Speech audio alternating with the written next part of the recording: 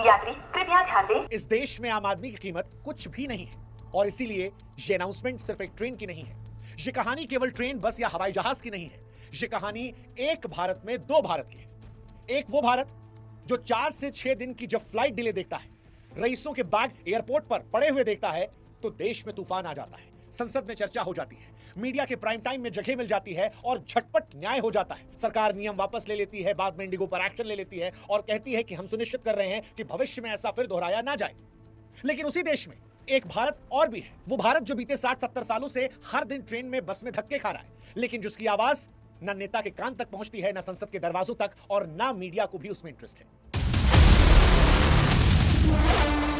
आज सिर्फ एक सफर की बात नहीं है, ये दो भारत की कहानी है जो एक ही देश में रहते हैं, लेकिन एक की चीख सबको दिखती है, समाधान निकलता है और दूसरे की आह शोर तक नहीं करती। इस वीडियो के डिटेल में हम जाएं उससे पहले हाथ जोड़ के हमारी एक विनती है कि भैया 10 मिनट इस वीडियो को सुन लेना है, तुम्हारे लिए ही है। हमको कोई शौक नहीं लगा है सरकार को लेकर इस तरह का वीडियो बनाने का, ये तुम्हारे लिए है।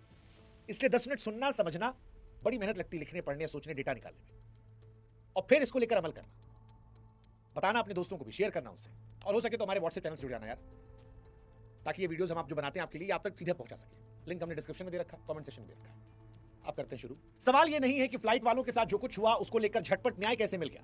सवाल ये है कि रेलवे वालों, बसों वालों और आम लोगों के साथ इंसाफ कब होगा। क्या गरीब आदमी की चुप्पी को इस देश ने आदत मान लिया है?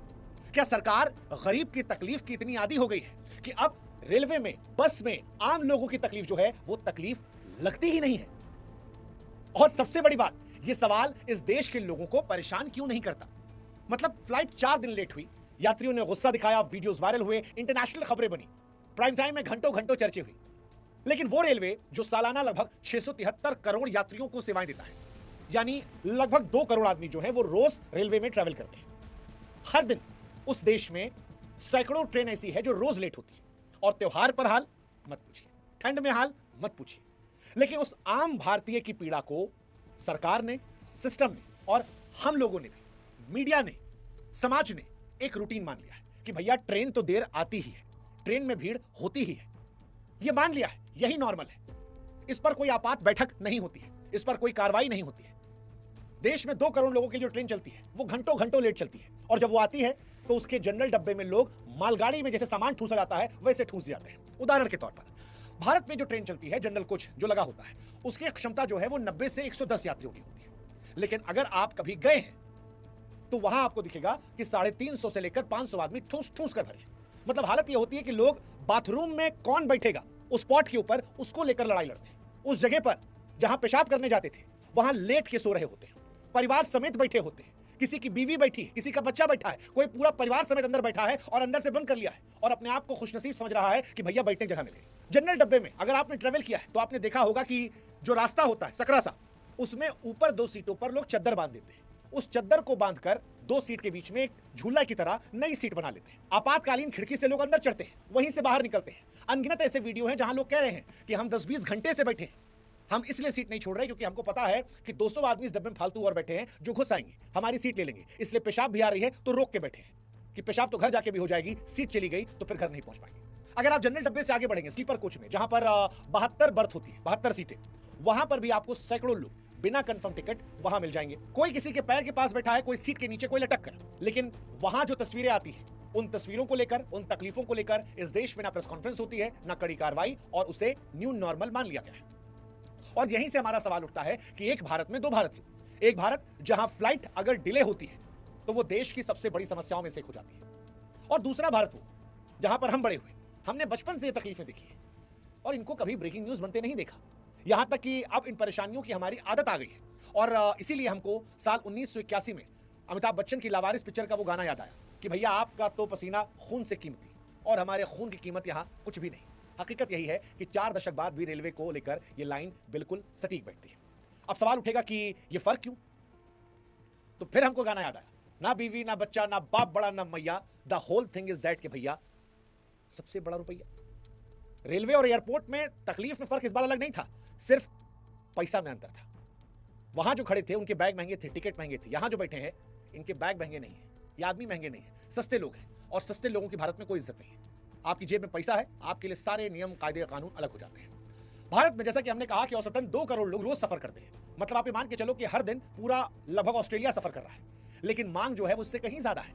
भारत में 3.5 से 4 करोड़ तक की मांग हो चुकी है। यानी हर दिन ऐसा है कि लगभग 1 से 1.5 करोड़ आदमी सिस्टम के बाहर धकेल दिए गए और इनमें 80 से 85% यात्री जो है वो जनरल और स्लीपर में सफर करते हैं। लेकिन जब सीट बढ़ाई जाती है, पिछले 10-12 सालों में अगर आप खासतौर पर देखिए 15 सालों में, तो एसी कोचेस में सीट ज्यादा बढ़ाई गई है। उदाहरण के तौर पर जब हम छोटे थे और हम स्लीपर में ट्रेवल करते थे तो स्लीपर कोच जो थे वो ज्यादा होते थे। 12-15 स्लीपर कोच आराम से होते थे, S1, S2, S3, S4, S5 और भाई साहब वहां तक S17, 18 तक, कई बार 20 तक। लेकिन अब उनकी संख्या कम कर दी गई है। वजह? क्योंकि एसी कोच से ज्यादा कमाई होती है। जनरल स्लीपर में भीड़ ज्यादा होती है लेकिन पैसा नहीं मिलता। एसी पे पैसा ज्यादा होता है। नॉन एसी स्लीपर जनरल की वृद्धि धीमी रहती है।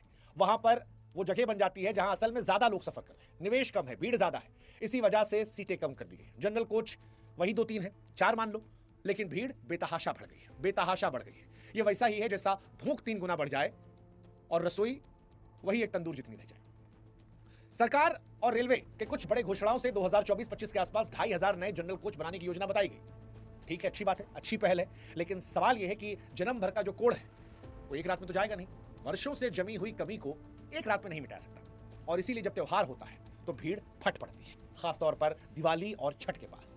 बिहार, यूपी, बंगाल, दिल्ली, महाराष्ट्र वाले रूट पर तो भीड़ जो है वो बेतहाशा आती है। वेटिंग लिस्ट जो है वो पराकाष्ठा के पार चली जाती है। पिछले वर्षों में वेटिंग लिस्ट 1.5 करोड़ के पार तक गई। मतलब ये मान के चलिए कि दुनिया में कई देश होंगे जो पूरे पूरे टिकट के इंतजार में खड़े हैं। और इसके ऊपर सोने पे सुहागा रहा डायनेमिक प्राइसिंग, फ्लेक्सी या डायनेमिक फेयर प्रणाली। तो ये सरकार जो लेकर आई, इसका उद्देश्य था कि कुछ ट्रेनों में दाम जो है वो डिमांड के हिसाब से बढ़ा दिया जाएगा। अब इसका असर क्या हुआ? इसका असर ये रहा कि कुछ ट्रेनों में, खासतौर पर वो जो एक्टिव ट्रेनें थी, वहां पर दाम बढ़ता चला गया, महंगा होता चला गया जबरदस्त तरीके से। इसका असर ये रहा कि गरीब आदमी जो शायद एक बार को दाम एफोर्ड कर लेता, लेकिन सीजन में जब डिमांड बढ़ी और वो दाम कई गुना बढ़ गया तो वो टिकट नहीं ले सकता। उसको लगता है कि भैया रात भर बाथरूम के पास बैठे रहेंगे, घर पहुंच जाएंगे, ये जितना पैसा टिकट लेके जाएंगे इतने में तो हमारे यहाँ बच्चों के लिए कपड़ा आ जाएगा। और यहीं से उसकी सीट, उसका सफर जाता है और वो रात भर बाथरूम में या भीड़ में बैठा रहता है। लेकिन इस बारे में कोई चर्चा नहीं है। हवाई यात्रियों के 3 दिन की देरी पर पूरा देश जग गया। यहां तक चर्चा हो गई कि भैया इंडिगो को पैसा जो है वापस करना पड़ेगा, लोगों का जो नुकसान हुआ है। लेकिन दूसरी तरफ 60-70 साल से आदमी धक्का खा रहा है, लेकिन ये किसी की प्राथमिकता नहीं है। हालांकि यहां पर ये लड़ाई हम इसे अमीर और गरीब की नहीं करेंगे, हम उस सोच की लड़ाई तय करेंगे जिसमें एक वर्ग की तकलीफ जो है उसे तत्काल मान लिया गया और दूसरे वर्ग की तकलीफ को सामान्य। दुख यहां यह भी है कि आम आदमी, असल में वो आदमी जो लोकतांत्रिक प्रक्रिया में सबसे ज्यादा वोट देता है, उसने भी इसे सामान्य मान लिया। वैसे रेलवे के सामने सिर्फ भीड़ की समस्या नहीं है। आपको याद होगा फ्लाइट में स्टाफ को लेकर विवाद हुआ। इंडिगो वाला पूरा विवाद इसी बात को लेकर था ना भाई, कि इंडिगो में और कर्मचारी होने चाहिए थे। सरकार ने एक नियम बनाया जिसमें कहा गया कि पायलट बढ़ाइए, इतने लिमिटेड टाइम के ऊपर वो काम नहीं कर सकते, नाइट ड्यूटी ये होगी, इतना इनको छुट्टी मिलना चाहिए। इंडिगो ने नहीं बढ़ाया स्टाफ, क्रू नहीं बढ़ाया, पायलट नहीं बढ़ाया, बवाल हो गया। लेकिन उसी देश में रेलवे में स्टाफ की भयानक कमी है, भयानक कमी है। ये माना जा रहा है 3 लाख पद लगभग खाली है। चलो 3 लाख ना सही, जो आंकड़े छप रहे हैं सुरक्षा वाले को लेकर, उसमें 1.5 लाख सुरक्षा के पद कहे जा रहे हैं, जिसमें गैंगमैन, ट्रैकमैन, सिग्नल मैन, लोको असिस्टेंट, लोको पायलट। वहां पर 1.5 लाख पद नहीं भरे जा रहे। अब सवाल अगर सुरक्षा का है तो सवाल यह उठना चाहिए कि जिस सुरक्षा को लेकर सरकार फ्लाइट वालों के लिए परेशान है कि इंटरनेशनल स्टैंडर्ड्स के हिसाब से जो प्लेन उड़ाने वाले पायलट हैं उनका स्टैंडर्ड होना चाहिए, तो उसी इंटरनेशनल स्टैंडर्ड को भारतीय रेलवे में क्यों नहीं डाला जा रहा? क्यों ऐसा हो रहा है कि लोको पायलट 12-14 घंटा काम कर रहा है? क्यों ऐसा हो रहा है कि टिकट काउंटर पर स्टाफ नहीं है? क्यों ऐसा हो रहा है कई स्टेशन पर काउंटर बंद मिलते हैं, मेंटेनेंस टीम ओवर टाइम करती है? और यही हादसों की वजह बनती है। हाँ, 2013 से 2023 के बीच में 4000 प्लस मौतें हुई रेल हादसों में। 60 रेल रूट 100 से ज्यादा लोड पर चले, कुछ रूट 150 तक पहुंचे। अब सवाल यह कि इसके बाद हादसा फिर गणित का नियम बन जाता है। इन खाली पदों का सीधा मतलब देरी, खराब रखरखाव वाले कंडीशन और सुरक्षा जोखिम का बढ़ना। और यह सुरक्षा जोखिम केवल आंकड़ों खेल नहीं है। 2023 में रेल संबंधी हादसों और उसकी मौत को लेकर जो रिपोर्ट आती है बताती है कि ये 1-2 घटना कसौटी नहीं है, यहाँ सिस्टम लेवल की कमजोरी दिख रही है। आंकड़े हर साल बदलते हैं, लेकिन ट्रेंड दिखता है कि भीड़, पुराने रास्ते, कम स्टाफ, सिग्नलिंग, रेलवे को अपग्रेड करना घातक हादसों की वजह बनता है। बाकी कै मरे, कितना मरे, उस पर जाएंगे तो उस पर हेराफेरी हो सकती है कि आपने इतना कहा, वो कह रहे इतना। आंकड़ों की बाजीगरी में हम नहीं पढ़ रहे। अब एक सवाल आपके मन में आता होगा कि भाई साहब, जब रेलवे का बजट हर साल बढ़ रहा है तो फिर सुविधाएं क्यों नहीं बढ़ती, बेहतर क्यों नहीं होती? वजह है प्रायोरिटी, प्राथमिकता। पैसे का बड़ा हिस्सा जो है वो Vande Bharat, high tech station, AC coach, bullet train जैसे चमकदार प्रोजेक्ट्स पर जाता है, जबकि जनरल और स्लीपर कोच, जहां देश के 85% लोग सफर करते हैं, वहां उनके लिए संसाधन सबसे कम है। और ऐसा क्यों है? क्योंकि नेताजी वहां जाते ही नहीं। रेलवे का कुल बजट हर साल बड़ा होता है, लाखों करोड़ों में, लेकिन इसी बड़े कैंपस के भीतर जो हिस्सा सिग्नलिंग, टेलीकॉम जैसे बुनियादी और जान बचाने वाली चीजों पर हो, या स्लीपर कोच को अपग्रेड करने पर हो और जनरल कोच को अपग्रेड करने पर हो, वो इसकी तुलना में बहुत छोटा हो जाता है। उदाहरण के तौर पर 2024-25 में सिग्नलिंग और टेलीकॉम के लिए लगभग 6,800 करोड़ रखे गए, जबकि पूरा कैपेसिटी जो था वो लगभग 2.62 लाख करोड़ का था, यानी कुल खर्च का 2-3%। यही अनुपात बताता है चमकदार प्रोजेक्ट, नए स्टेशन, वंदे भारत, इन पर बड़े बड़े पोस्टर लगते हैं, ये दिखाई भी पड़ते हैं। पटरियों की मजबूती, लेकिन सिग्नल सिस्टम का आधुनिकीकरण, ट्रैक सर्किटिंग जो हादसे रोक सकते हैं, इनमें बजट थोड़ा कम जाता है। यानी जो अदृश्य चीजें हैं वो पीछे छूट जाती हैं और यहीं से सिस्टम में जोखिम पैदा होता है। बाकी हमने बार बार कहा, ना बीवी ना बच्चा सबसे बड़ा, इसीलिए स्लीपर और जनरल डब्बे में आपको सुविधाएं नहीं मिलती। एक भारत में दो भारत की कहानी को फ्लाइट के डिले से भी समझिए। अगर आपकी फ्लाइट लेट हो जाती है तो आपको कंपनसेशन मिलता है, खाना मिलता है, होटल मिल सकता है। रेलवे में 12 घंटा ट्रेन लेट हो जाए, टिकट पैसा मिल जाए, बहुत है अगर वो मिल जाए, उसकी प्रक्रिया लंबी चौड़ी है। और यही तो भारत की सबसे बड़ी व्याख्या है। और ये इसलिए है क्योंकि किसी भी नेता ने, बड़े नेता ने, आप कहीं कोई तस्वीर उठा दीजिए हाल के वर्षों में, 10 सालों में, 20 सालों में, 25 सालों में, भारत के जनरल कोच या स्लीपर में घंटा 2 घंटे सफर किया, आपको नेता दिखाई पड़ेंगे ट्रेन में, लेकिन उस कोच में जो चमकदार है। अच्छा, ट्रेन के अंदर भी दो भारत है, एक भारत जो जनरल कोच और स्लीपर वाला है, 3rd एसी तक जो आता है, 2nd एसी से वो अलग होना शुरू होता है, और 1st एसी आते आते बिल्कुल अलग हो जाता है। तो जो नेता आपको ट्रेवल करते हुए दिखे होंगे, वो 1st एसी या 2nd एसी वाले, बहुत मुश्किल, कहीं विरले 1-2 उदाहरण 3rd एसी के। 3rd एसी में नेता नहीं आते। अगर देश के मंत्री जी, अगर देश के नीति निर्माता जनरल डब्बे में सफर करते तो शायद उन्हें एहसास होता कि बच्चा जो है बैग पर सो रहा है, लोग चादर बांध कर सीट के ऊपर सीट बना रहे हैं, कोई बाथरूम में पड़ा है, कोई सो रहा है उसके ऊपर पैर रख के लोग जा रहे हैं, कोई ट्रेन के दरवाजे पर बैठा है, बजाते हुए बदबूदार वॉशरूम के सामने किसी को रात गुजारनी पड़ रही है। तो नेताजी को समझ में आता कि विकास के बड़े बड़े उद्घाटन फोटो से ज्यादा रोजमर्रा के लाखों लोगों की सुरक्षित और सुखद यात्रा जरूरी है। और इसीलिए ये एक भारत में दो भारत की कहानी जो इसीलिए हम आपको बता रहे हैं कि ये आपको समझना है कि क्या देश का विकास सिर्फ वंदे भारत की स्पीड, एयरपोर्ट की चमक, बुलेट ट्रेन की तस्वीर से होगा, या फिर जनरल स्लीपर कोच में सफर करने वाली विशाल आबादी का दर्द अब किसी योजना का हिस्सा बनेगा। मैं फिर रिपीट कर रहा हूं, अमीर गरीब का सवाल नहीं है, सवाल इस बात का है कि आम लोगों की परेशानियों को हमने राष्ट्रीय प्राथमिकता बनाना क्यों छोड़ दिया। फ्लाइट वाले 4 दिन परेशान हुए, देश हिल गया। ट्रेन बस वाले सालों से परेशान है, लेकिन आवाज परेशान नहीं करती। और इसीलिए हम कह रहे हैं कि एक देश में 2 भारत बसते हैं, जहां पर एक की पीड़ा तुरंत सुनी जाती है, दूसरे का दर्द अनदेखा किया जाता है।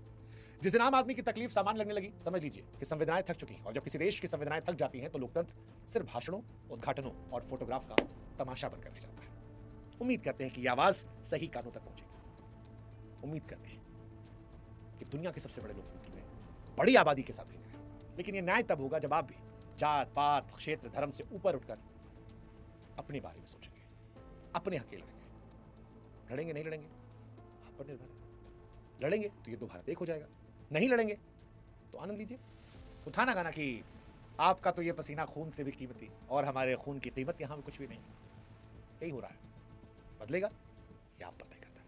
जय हिंद, जय भारत, नमस्कार।